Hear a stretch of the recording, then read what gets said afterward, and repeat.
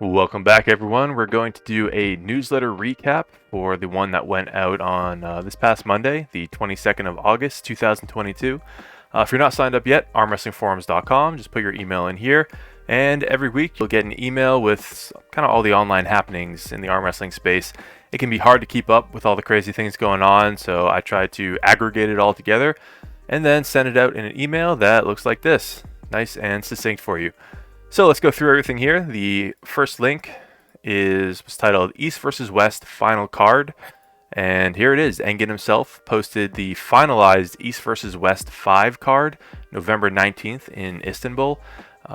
It can be tough to follow these cards because A, they're humongous, and Engin's always making changes, or an athlete has to pull out or gets injured or whatever the case. So this is, as far as we know, the end of it. And it kind of needs to be. November 19th is coming up.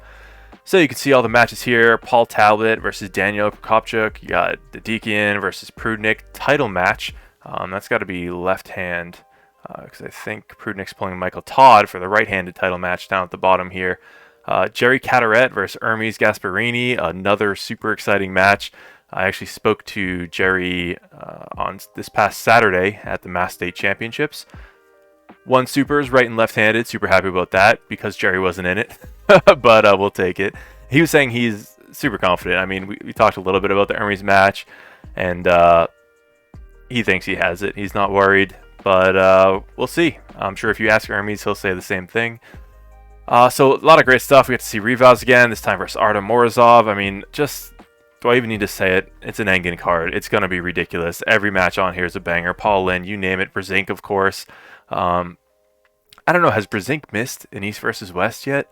He always seems to be in there. I mean, too many. Cobra's coming back. I mean, it's too much. Engin is out of control. Someone needs to calm him down, especially because he's a couple times gotten burnt out and been like, the funding isn't there for this. I don't want to do this anymore. So, I mean, he either needs to reduce expenses by making the cards a little more digestible, or try to increase prices, because we need this. The arm wrestling world needs this. We need this to continue. I don't think people realize how good we have it. If East versus West goes away, I think a lot of people are going to realize, this was really the golden age for arm wrestling cards. So whatever we need to do, we got to support Engin on this.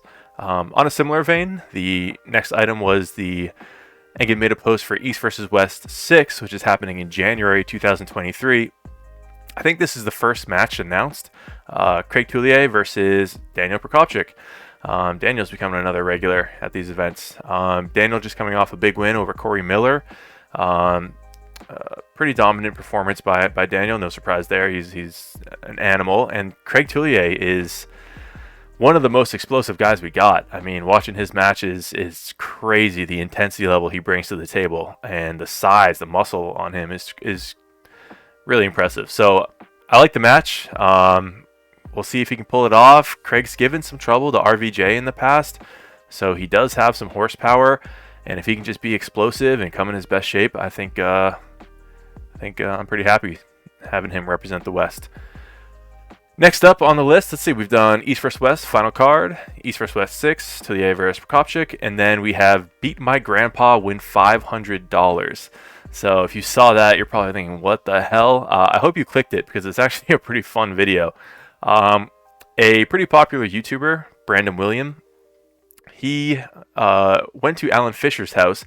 There's two parts to his arm wrestling series. He's not an arm wrestler. He's kind of like a fitness guy.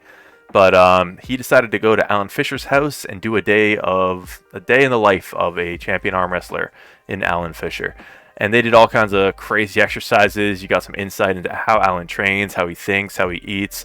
And Alan taught him some pretty good, here's the guy right here so you have some context, some pretty good technique. And at the beginning of the video, Alan was losing to his friends. And I won't give you any spoilers of what happened at the end of the video, but I think you can infer. And that was video number 1. Video number 2, this one right here, is they go to Muscle Beach, I think, in California, and set up an arm wrestling table. Let's see if we can get a screenshot here. I think we have one right there. With these signs, beat me at arm wrestling, win $500. beat this guy, Alan Student, win $50, and then there's another sign for Brandon that said beat him, win $10. So people could come up, choose which one they wanted to challenge, and then go up the tier. So if they beat Brandon, they can try Alan Student, and if they win, well, they'll have $60 total. If they lose everything. So another kind of fun one of these schoolboy-esque videos where people challenge Ready to go. arm wrestlers. A little spoiler for you on that one. But yeah, give this a watch, give it a like, give it a subscribe if you can. Support any kind of YouTuber bringing arm wrestling into the spotlight. I mean, it's already at 1.1 million views. And so if this kind of video does well, we can expect Brandon to do more of them and more YouTubers to get involved with arm wrestling. So wanted to share that out there. And next up, we have a poster for King of the Table 5. I always like sharing these because someone puts a lot of work into the graphic design on these posters. So really good stuff, high quality, professional. Super excited for this card. It's right around the corner, October 1st. And we're going to see Chafee versus Lalatin, which is super hype. I mean, we haven't seen Lalatin pull really since internationally since Krasimir, where he really just destroyed Krasi. And we saw him in like a random Russian tournament where he got beat by Dmitry Salayev, but I'm hearing mixed things about that. Lalatin certainly didn't look super big. And if you are subscribed to the newsletter, which is again free, you would have seen some pictures of Vitaly recently where he's bulking up. He's looking big again. So Chafee's going to have his hands full. We have Irakli versus Lachlan. That's going to be interesting. You got to say Irakli's the favorite here, given his recent performance, and Lachlan's had a couple losses. And of course, you have Schoolboy versus Khaled, which we're now trying to add. I don't know if you're up to date with the drama. This will be coming in the next newsletter, some more info on this, but they're trying to add Ryan Bowen to be to follow Schoolboy in pulling Khaled at the same event right-handed. So it's Khaled versus Schoolboy, then Ryan Bowen, back to back. I don't know if that's going to happen. It's getting pretty close to game time. We have a little over a week, so they'd have to get all that organized. But Bowen seems down for it. Khaled's been talking all kinds of crap, and that would be, I think, a first, right? Two people pulling the same person in a super match on the same arm, but why not? That's what I say. Next up on the newsletter, so we got the King of the Table 5 poster. Arsen is back. So post from Engin with a little caption, Paul Lin, this guy underestimates you. And on the picture it says, Arsen Liliev, Engin wants me to pull Paul Lin in January, and I see Paul is pulling Gem Tenadze in November. I would beat both Paul and Gem Tenadze back to back in the same event. So seems like Arsen's in it. He's we're gonna see him again. So for the newer pullers, you probably missed this guy, but one of the most prolific top rollers of all time. I mean, just ridiculously fast. Just look at the freaking size of this lad. So I hope we see him. It seems like we're going to. Paul responded. He seemed game, of course. Paul's always down to pull someone. And super exciting stuff. So fingers crossed that this pulls through and we actually get to see this beast back in action. He's got to be somewhere in his 40s now. I'm not sure exactly, but a legend for sure. Next up on the newsletter, we had most important strength poll. I threw this in here because, I don't know, it's always interesting seeing what the community thinks of these things. So it was a poll with 647 votes on what people think the most important strength is. The options were back pressure, drag, so like lat drag, side pressure, cupping, including finger containment, pronation, and supination. I'm glad that whoever made this poll, who was it? User Stranix13. I'm glad that they threw in including finger containment on cupping. We can see this one won because cupping is really two parts, isn't it? Right? You have wrist flexion and you have finger flexion, right? And either one of those can fail, and it's a bad time either way. So when you say cupping, I feel like people just think it's bending the wrist, but if your fingers give out, I mean, the leverage just gets worse and worse, and then it follows your wrist. So just something to keep in mind there, that if you're getting top rolled all the time, don't just worry about wrist flexion. You got to worry about your finger flexion as too, and not crushing strength, flat finger clamping strength. I know Jerry and RVJ are fans of flat finger pull-ups. Like, put your hands on a 2x4 and do pull-ups like this on the 2x4. Keep your fingers nice and flat, and that helps in that setup. You get that clamp containment, right? Because in the setup, you're not like this. In an arm wrestling setup, you're like that. So this is that strength you want. But I think the community made the right choice. You can see how I voted. That cupping is most important, followed by pronation, then side pressure, then back pressure. No one really cared about dragon supination, which is interesting to me. I agree, right? Because it doesn't matter how strong your drag is if you can't keep your wrist, so it's not going to help you too much. Pronation is interesting how close it was in second place.